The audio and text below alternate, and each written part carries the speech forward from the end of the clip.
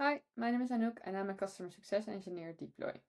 In this tutorial, I will show you the use case functionality within Deeploy, and I will show you how you can use the risk classification assessment to assess in which risk level, based on the EU AI Act, your use case falls.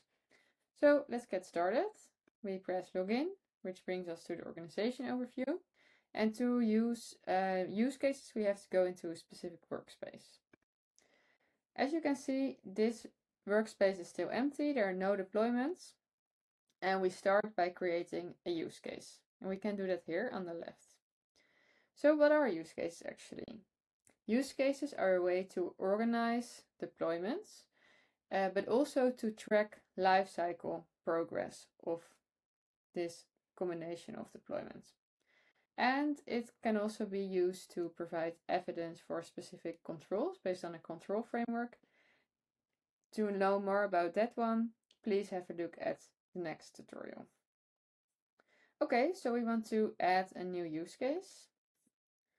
And I know that I want to create a use case that contains models later on that are used for credit scoring.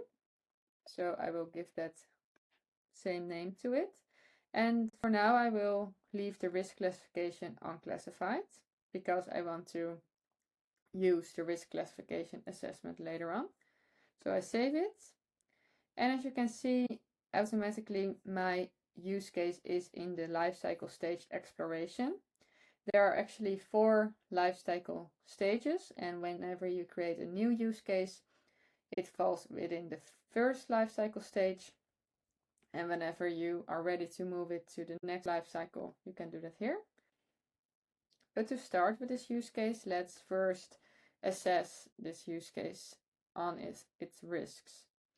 So we click, and this brings us to a questionnaire that is conditional. That means that based on the answers that you give, the next question is presented. So let me just show you this.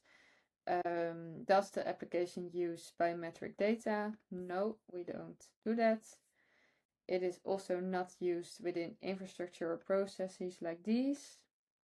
Not used for operation of roads. Also not.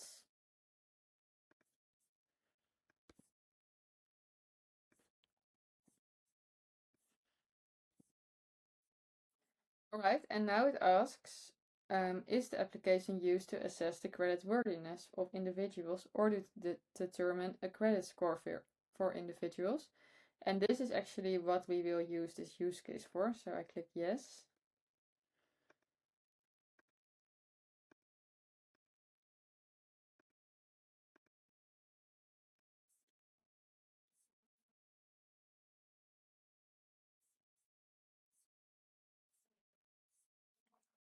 And here we get the result. So the recommended risk classification is high.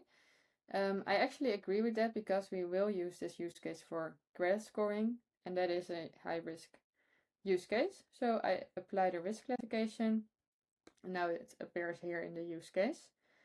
What is also good to know, we can see here on the bottom which deployments are part of this use case. At the moment there are no deployments part, but whenever we create a new deployment and tie it to this use case, it will also automatically inherit the risk classification high. Okay, this was it for today. So thank you for watching and see you next time.